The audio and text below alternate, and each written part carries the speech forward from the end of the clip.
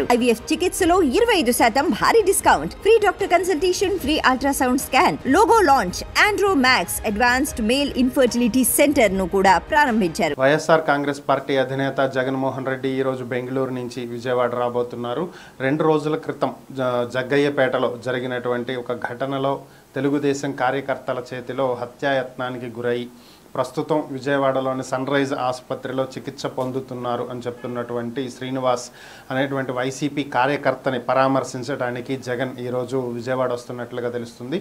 ఆయన ఈరోజు సాయంత్రానికి గన్నవరం ఎయిర్పోర్ట్కి చేరుకుని అక్కడి నుంచి నేరుగా సన్ రైజ్ హాస్పిటల్కి వెళ్ళి వైసీపీ కార్యకర్త శ్రీనివాస్ని పరామర్శిస్తారు. ఆయన కుటుంబానికి పార్టీ అండగా ఉంటుందని ధైర్యం చెప్తారని చెప్పి పార్టీ వర్గాలు తెలియజేశాయి. అక్కడి నుంచి ఆయన నేరుగా తాడేపల్లి వెళ్ళిపోతారు. రేపు ఎల్లుండి అంటే బుధవారం గురువారం ఆయన పార్టీ కార్యకర్తలకు పార్టీ నాయకులకు అందుబాటులో ఉంటారు. అయితే కేవలం విశాఖపట్నం విజయనగరం జిల్లాలకు చెందినటువంటి కార్యకర్తలకు మాత్రమే అందుబాటులో ఉంటారని, మిగిలినటువంటి ప్రాంతాలకు చెందినటువంటి కార్యకర్తలు కానీ పార్టీ నాయకులు కానీ ఎవరూ కూడా జగన్ని కలవకూడదని, జగన్మోహన్ రెడ్డిని కలవటానికి రావద్దు అని చెప్పి వైఎస్ఆర్ కాంగ్రెస్ పార్టీ కేంద్ర కార్యాలయం ఒక ప్రకటన విడుదల చేసింది. ఎమ్మెల్సీ ఎన్నికలు ఉన్నటువంటి నేపథ్యంలో ఉత్తరాంధ్ర తరపున ఎమ్మెల్సీగా బొత్స సత్యనారాయణని నిలబెడుతున్నట్లుగా ఇప్పటికే వైసీపీ ప్రకటించిన విషయం అందరికీ తెలిసిందే. సో ఈ నేపథ్యంలోనే ఎమ్మెల్సీ ఎన్నికలకు సంబంధించి ఉత్తరాంధ్ర నేతలతో చర్చించనున్నట్లుగా తెలుస్తుంది. ఇందులో భాగంగానే ఈ 2 రోజులు ఉత్తరాంధ్ర నేతలతో మాత్రమే మాట్లాడతారని, వారికి మాత్రమే అందుబాటులో ఉంటారని, మిగిలినటువంటి వారు ఎవరూ కూడా వచ్చేటువంటి ప్రయత్నం కానీ కలిసేటువంటి ప్రయత్నం కానీ చెయ్యవద్దని చెప్పి తెలియజేశారు. వైఎస్ఆర్ కాంగ్రెస్ పార్టీ అధినేత ఏపీ మాజీ ముఖ్యమంత్రి జగన్మోహన్ రెడ్డి హైకోర్టుని ఆశ్రయించడం జరిగింది. తనకు భద్రతను తగ్గించారని, తన భద్రతను పెంచాలని, సెక్యూరిటీని పెంచమని చెప్పి ఆయన ఏపీ హైకోర్టులో పిటిషన్ దాఖలు చేసిన విషయం అందరికీ తెలిసిందే. ఈరోజు ఈ పిటిషన్కి సంబంధించి విచారణకు వచ్చింది. విచారణలో భాగంగా ఏపీ పోలీస్ అధికారులు హైకోర్టుకి కొన్ని విషయాలను నివేదించడం జరిగింది. జగన్మోహన్ రెడ్డికి ప్రస్తుతం Z+ సెక్యూరిటీని ప్రొవైడ్ చేస్తున్నామని, గతంలో మాజీ ముఖ్యమంత్రిగా ఉన్నటువంటి చంద్రబాబు నాయుడికి ఏ సెక్యూరిటీ అయితే ఇచ్చామో అదే సెక్యూరిటీని ప్రస్తుతం జగన్కి కూడా ఇవ్వటం జరుగుతుందని, అయితే జగన్మోహన్ రెడ్డి తనకు జూన్ 3వ తేదీన ఏ సెక్యూరిటీ అయితే ఉందో అదే ఇవ్వాలని చెప్పి కోరుతున్నారని, జూన్ 3 సమయంలో ఆయన ముఖ్యమంత్రిగా ఉన్నటువంటి నేపథ్యంలో ఇచ్చినటువంటి సెక్యూరిటీ వేరని, ఇప్పుడు ఆ సెక్యూరిటీ ఇవ్వటం కుదరదని, ప్రోటోకాల్ ప్రకారం ఆయనకు మాజీ ముఖ్యమంత్రికి ఇచ్చేటువంటి సెక్యూరిటీ మాత్రమే ఇవ్వగలుగుతామని, మొత్తం 58 మంది అధికారులు ఆయన సెక్యూరిటీ బాధ్యతలు చూస్తున్నారని, ఇందులో 10 మంది సాయుధులైనటువంటి పోలీసులు ఆయన ఇంటి వద్ద ఎప్పుడు కాపలా ఉంటారని, మొత్తం 6 PSOలతోటి 24 గంటలు ఆయనకి కంప్లీట్ సెక్యూరిటీ ప్రొవైడ్ చేస్తున్నామని, ఇన్స్పెక్టర్ స్థాయి అధికారులు భద్రతా విషయాలను పర్యవేక్షిస్తూ ఉంటున్నారని, కాబట్టి మేము ఎటువంటి నిబంధనలను ఉల్లంఘించకుండా ఆయనకు ఏదైతే ఒక మాజీ ముఖ్యమంత్రిగా ప్రొవైడ్ చేయాలో వాటిని అన్నీ కూడా ప్రొవైడ్ చేయటం జరుగుతుందని, సెక్యూరిటీని తగ్గించాము అని చెప్తున్నటువంటి మాట పూర్తి అవాస్తవమని, ఎక్కడా సెక్యూరిటీ తగ్గించలేదు అని చెప్పి కోర్టుకు తెలియజేశారు. మరి దీని మీద జగన్ మళ్ళా ఏం కౌంటర్ వేస్తారనేది చూడాలి, హైకోర్టు ఏం తీర్పిస్తుందనేది చూడాలి. నిన్న ముఖ్యమంత్రి చంద్రబాబు నాయుడు అధ్యక్షతన కలెక్టర్ల సమావేశం నిర్వహించిన విషయం అందరికీ తెలిసిందే. ఈ కలెక్టర్ల సదస్సులో చంద్రబాబు నాయుడు కొన్ని కీలకమైనటువంటి అంశాలను ప్రస్తావించడం జరిగింది. ఇందులో భాగంగా 2047 విజన్ 2047ని ప్రవేశపెడుతున్నామని, అక్టోబర్ 2వ తేదీన డాక్యుమెంట్ని రిలీజ్ చేస్తామని చెప్పి చంద్రబాబు తెలియజేయడం జరిగింది. అయితే కలెక్టర్లు కూడా తమ జిల్లాల పరిధిలో ఎటువంటి సమస్యలు ఉన్నాయి ఏంటి అనేది కలెక్టర్లకు క్లారిటీ ఉంటుంది కాబట్టి కలెక్టర్లంతా కూడా అక్టోబర్ 2వ తేదీ నాటికి విజన్ 2047ని రూపొందించుకోవాలని చెప్పి ఆయన ఆదేశాలు ఇవ్వడం జరిగింది. గత ప్రభుత్వం నిధులు దారి మళ్లించడం ద్వారా రాష్ట్రం చాలా వెనుకబడిందని, కానీ ఈసారి పరిస్థితులు అలా ఉండకూడదని చెప్పి ఆయన తెలియజేశారు. అలాగే ప్రజాప్రతినిధులు, ఎమ్మెల్యేలు, ఎమ్మెల్సీలు, మినిస్టర్లు, ఎంపీలు ఎవరైనా సరే ప్రజల కోసం, ప్రజా సమస్యల కోసం కలెక్టర్లను కలిస్తే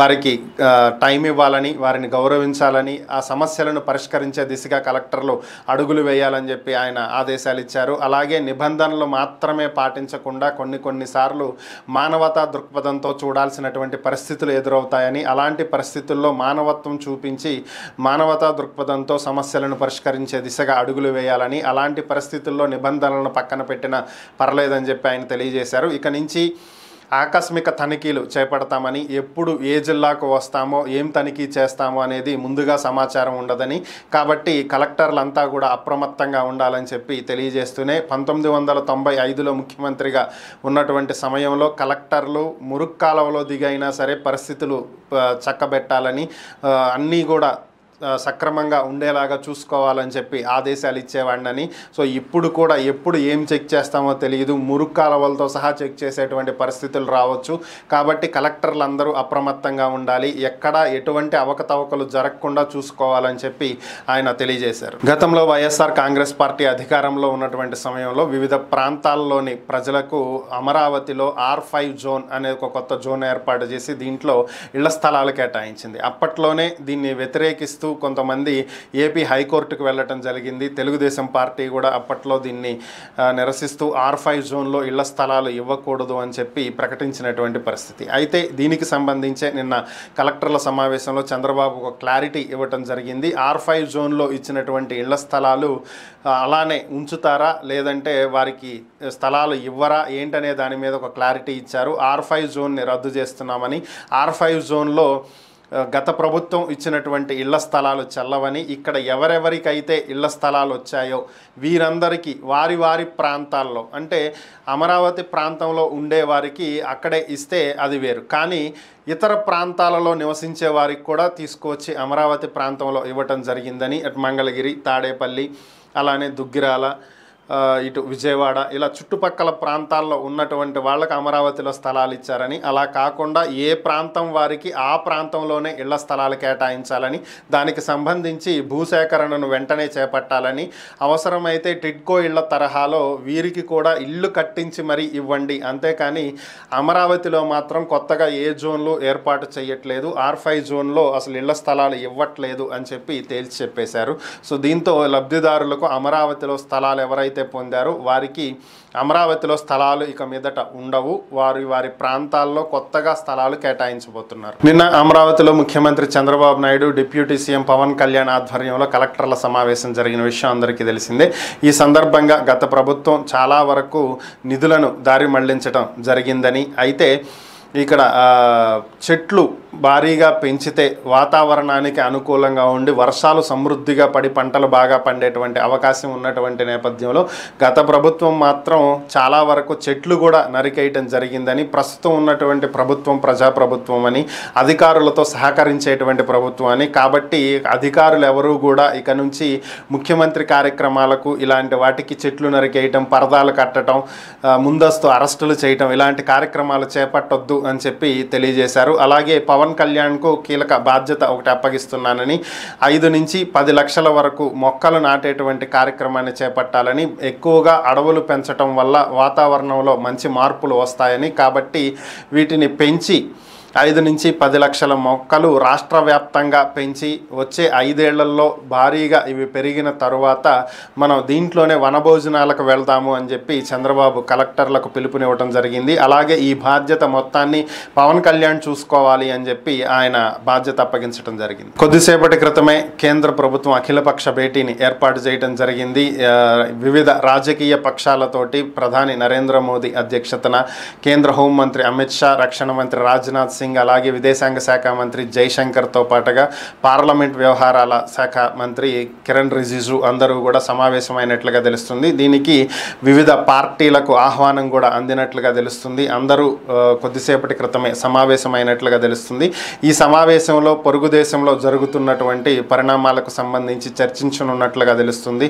మన పక్కనే ఉన్నటువంటి బంగ్లాదేశ్లో ప్రభుత్వ వ్యతిరేక హింస చెలరేగటంతో ఆ దేశ ప్రధాని హసీనా రాజీనామా చేయటం, ఆమె తాత్కాలికమైనటువంటి ఆశ్రయం కోసం భారత్కు రావటం జరిగింది. నిన్న ఆమె భారత్కు చేరుకున్నారు. ప్రస్తుతానికి ఆమె భారత్లో టెంపరీగా నివాసం ఉంటారని అయితే తెలుస్తుంది. బంగ్లాదేశ్లో ఉన్నటువంటి పరిస్థితులు ఏ విధంగా ఉన్నాయి, అక్కడ పరిస్థితులు చక్కదిద్దేటువంటి ప్రయత్నాలు ఏమైనా జరుగుతున్నాయా, ఎప్పట్లోగా సాధారణ స్థితి నెలకొనేటువంటి అవకాశం ఉంది, దీని ప్రభావం భారత్ మీద ఏ విధంగా ఉంటుంది అనేటువంటి అంశాల మీద అఖిలపక్షం చర్చించనున్నట్లుగా తెలుస్తుంది. ఇప్పటికే బంగ్లాదేశ్కి వెళ్ళేటువంటి రైళ్ల రాకపోకలను భారత్ రద్దు చేయటం జరిగింది. గతంలో 1971లో తూర్పు పాకిస్తాన్గా ఉన్నటువంటి దాన్ని బంగ్లాదేశ్గా ఏర్పాటు చేసినటువంటి ఘనత భారత్కే దక్కుతుంది. అప్పట్లో పాకిస్తాన్తో యుద్ధం చేసి మరీ బంగ్లాదేశ్కి విముక్తి కలిగించడం జరిగింది. అయితే ఇప్పుడు అటువంటి బంగ్లాదేశ్లోనే పరిస్థితులు దారుణంగా ఏర్పడినటువంటి స్థితి. ఎప్పటికీ ఈ పరిస్థితులు సాధారణ స్థితికి వస్తాయి అనేది చూస్తున్నారు.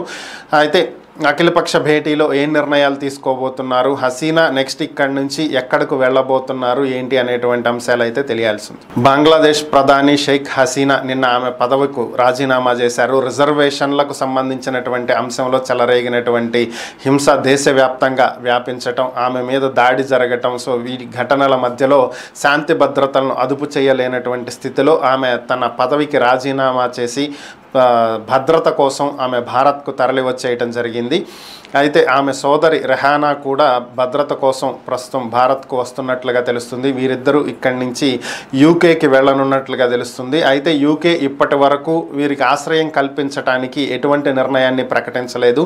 యూకే నిర్ణయం ప్రకటించే వరకు భారత్లో తాత్కాలికమైనటువంటి నివాసం, తాత్కాలికమైనటువంటి భద్రత, అన్ని ఏర్పాట్లు భారత ప్రభుత్వం చేస్తుందని చెప్పి ది సన్ అనేటువంటి ఒక పత్రిక తెలియజేసింది. అంతర్జాతీయ మీడియా ఈ విషయాన్ని బయటకు తెలియజేయటం జరిగింది. అయితే హసీనా ప్రయాణానికి సంబంధించినటువంటి అన్ని ఏర్పాట్లు భారతే చేస్తుందని, యూకేకి వెళ్లే వరకు పూర్తి బాధ్యత భారత్ తీసుకుంటుందని చెప్పి వారు తెలియజేశారు. అయితే హసీనా సోదరి రెహానా కుమార్తె ప్రస్తుతం బ్రిటన్ పార్లమెంట్లో ఎంపీగా ఉన్నారు. కాబట్టి వారికి అక్కడ ఆశ్రయం దొరకటం ఈజీయే అవ్వచ్చు. కాకపోతే బ్రిటన్ ఒక ప్రకటన విడుదల చేసి వారికి ఆశ్రయం కల్పిస్తున్నట్లు తెలియజేసిన తర్వాత వారు ఇక్కడి నుంచి తరలి వెళ్ళేటువంటి అవకాశం ఉంది. నిన్న కలెక్టర్ల సదస్సులో మాట్లాడినటువంటి ముఖ్యమంత్రి చంద్రబాబు నాయుడు గత ప్రభుత్వం నిధులను దుర్వినియోగం చేసిందని, గృహ నిర్మాణ పథకాలకు సంబంధించినటువంటి నిధులు 3,000 కోట్ల రూపాయలను దారి మళ్లించడం జరిగిందని, అలాగే గ్రామీణ ప్రాంతాల్లో ఖర్చు పెట్టాల్సినటువంటి 500 కోట్ల రూపాయలను కూడా దారి మళ్లించడం జరిగిందని, అలాగే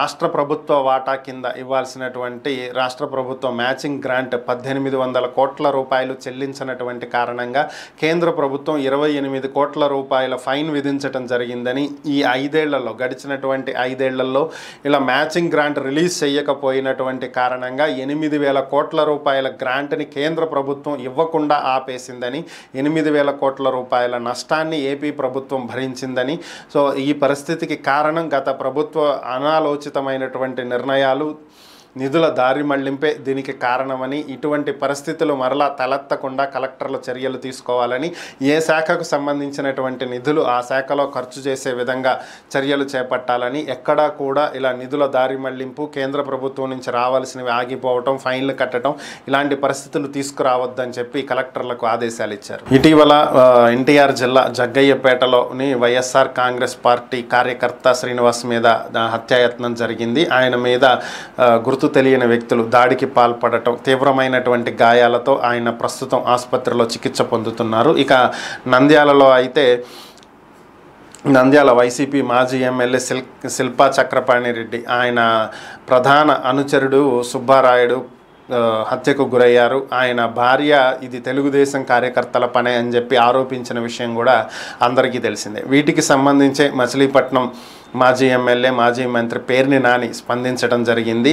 ఎక్కడా కూడా శాంతి భద్రతలు అదుపు లేకుండా పోతున్నాయని, గతంలో అరాచకాలకు అడ్డాగా ఉన్నటువంటి రాష్ట్రం బీహార్ అని చెప్పుకునే వాళ్ళని, అలాంటిది ఇప్పుడు అక్కడ శాంతి భద్రతలు నెలకొంటే ఏపీలో మాత్రం శాంతి భద్రతలు క్షీణించి అరాచకాలకు, అకృత్యాలకు నెలవుగా మారిందని, ఇటువంటి రాక్షస పాలన తీసుకువచ్చింది ప్రస్తుతం ఉన్నటువంటి ప్రభుత్వమేనని, రాజకీయ ప్రేరేపితంతో ఈ దాడులు, హత్యలు జరుగుతున్నాయని, పోలీసులు కూడా సరెండర్ అవ్వటం జరిగిందని, నడి రోడ్డు మీద హత్య జరుగుతుంటే కనీసం గాల్లో కూడా కాల్పులు జరపలేనటువంటి స్థితిలో పోలీసులు ఉండిపోయారని, పోలీసులను కూడా అవమానిస్తున్నటువంటి పరిస్థితి ఏపీలో కనిపిస్తుందని, బాపట్ల జిల్లా భట్టిప్రోలులో ఎస్ఐ చొక్కా పట్టుకున్నటువంటి తెలుగుదేశం కార్యకర్త కథనాలు వచ్చినా కూడా పోలీస్ శాఖ స్పందించకపోవటం, ప్రభుత్వం దీన్ని సమర్థించుకుంటూ రావటం, అలాంటి ఘటనలు జరగలేదని తప్పుడు ప్రచారాలు చేయడం జరుగుతుందని, పోలీస్ చొక్కా కాకి పవర్ ఏంటో తెలుసని చెప్పుకున్నటువంటి పవన్ కళ్యాణ్, కాకి పౌరుషం ఏంటో తెలుసన్న పవన్ కళ్యాణ్ ఈరోజు ఎందుకు మాట్లాడట్లేదు అని చెప్పి ఆయన ప్రశ్నించడం జరిగింది. సాధారణంగా ఇతర దేశాలలో ప్రయాణించడం కోసం పాస్పోర్ట్కి అప్లై చేస్తారు. ఏ దేశంలోనైనా సరే ఒక దేశం నుంచి ఇంకో దేశానికి వెళ్ళాలంటే పాస్పోర్టే కీలకం. ఇది అందరికీ కూడా తెలిసినటువంటి అంశమే, దీంట్లో కొత్త అయితే ఏం లేదు. అయితే మనం పాస్పోర్ట్కి అప్లై చేసుకుంటే పోలీస్ వెరిఫికేషన్ ఉంటుంది, అలాగే డాక్యుమెంట్ వెరిఫికేషన్ ఉంటుంది. దీంట్లో రకరకాలైనటువంటి వెరిఫికేషన్ల తర్వాత అన్నీ సక్సెస్ అయితే పాస్పోర్ట్ రిలీజ్ అవుతుంది. అయితే రిజెక్ట్ అవ్వటానికి చాలా కారణాలు ఉంటాయి. బ్యాక్గ్రౌండ్ చెక్, సో పోలీస్ వెరిఫికేషన్లో ఏవైనా నెగిటివ్గా తేలటం, లేదంటే సబ్మిట్ చేసిన డాక్యుమెంట్లు అడ్రస్ ప్రూఫ్లో క్వాలిఫికేషన్ ఇలాంటివి ఏవైనా సరిగా లేకపోవటం, ఇలా రకరకాల వాటి కారణంగా రిజెక్ట్ అవుతాయి. కాకపోతే ఇక్కడ ఒక విచిత్రమైనటువంటి సంఘటన బ్రిటన్లో జరిగింది. అసలు ఎవరు ఊహించని కారణంగా ఒక పాస్పోర్ట్ రిజెక్ట్ అవ్వటం. 6 ఏళ్ల పాపకి పాస్పోర్ట్ కోసం తల్లిదండ్రులు అప్లై చేశారు. అయితే ఆ పాప పాస్పోర్ట్ని రిజెక్ట్ చేసినట్లుగా పాస్పోర్ట్ ఆఫీస్ నుంచి ఒక లెటర్ వచ్చింది వాళ్ళకి. ఇదేంటి పాస్పోర్ట్ రిజెక్ట్ అవ్వటం, ఎందుకు రిజెక్ట్ అయింది అనే లెటర్లో చూడగా పాస్పోర్ట్ ఆఫీస్లో వాళ్ళు పంపించినటువంటి సమాధానం ఏంటి అంటే, గేమ్ ఆఫ్ థ్రాన్స్, ఈ వెబ్ సిరీస్ చాలామంది చూసే ఉంటారు, ఫేమస్ ఫ్యాంటసీ వెబ్ సిరీస్ ఇది. సో దీంట్లో ఉన్నటువంటి ఒక క్యారెక్టర్ పేరు ఖలీసా, అదే పేరు ఈ పాప పేరు కూడా, 2 పేర్లు మ్యాచ్ అయినటువంటి నేపథ్యంలో సో ఈ చిత్ర నిర్మాణ, ఈ వెబ్ సిరీస్ నిర్మాణ సంస్థ వార్నర్ బ్రదర్స్కి ఈ పేరు ట్రేడ్ మార్క్ అయి ఉంది. మీరు వెళ్ళి వాళ్ళ దగ్గర నుంచి ఒక లెటర్ తీసుకురండి, వార్నర్ బ్రదర్స్ చిత్ర నిర్మాణ సంస్థ నుంచి మీ పాప పేరు ఖలీసా అని ఉందని, వాళ్ళకి ఎటువంటి అభ్యంతరం లేదని, దీని మీద మీరు ఒక లెటర్ తీసుకొస్తే మీకు పాస్పోర్ట్ ఇస్తాం, లేదంటే పాస్పోర్ట్ ఇవ్వమని చెప్పి రిజెక్ట్ చేశారు. సినిమాల్లో ఒక క్యారెక్టర్ పేరు పెట్టుకున్నందుకు పాస్పోర్ట్ రిజెక్ట్ అవ్వటం అనేది నిజంగా షాక్కి గురి చేసేటువంటి అంశమే. దీనికి సంబంధించి ఆ పాప తల్లి తీవ్రంగా స్పందించటం, దీని మీద న్యాయ పోరాటానికి దిగటం, లాయర్లు పాస్పోర్ట్ ఆఫీస్కి మరలా లెటర్లు పంపించి నోటీసులు పంపించడం జరిగింది. వెబ్ సిరీస్లో వార్నర్ బ్రదర్స్ సంస్థ రిజిస్టర్ చేసుకున్నటువంటి ట్రేడ్ మార్క్, ఆ చిత్రంలో ఉపయోగించినటువంటి వస్తువులు వాటి సర్వీసులకు సంబంధించిందే తప్ప వ్యక్తులకు సంబంధించినది కాదు. కాబట్టి ఇది ఒక వ్యక్తి పేరు కాబట్టి దీనికి ట్రేడ్ మార్కులు వర్తించవు, దీనికి ఎవరి లెటరు అవసరం లేదు, మీరు ఖచ్చితంగా పాస్పోర్ట్ ఇచ్చి తీరాలి అని చెప్పి వారు లాయర్లు వాదించినటువంటి నేపథ్యంలో చివరికి పాస్పోర్ట్ కార్యాలయం దిగి వచ్చి వాళ్ళకి క్షమాపణలు చెప్పి పాస్పోర్ట్ ఇవ్వటం జరిగింది. ఇది పరిస్థితి.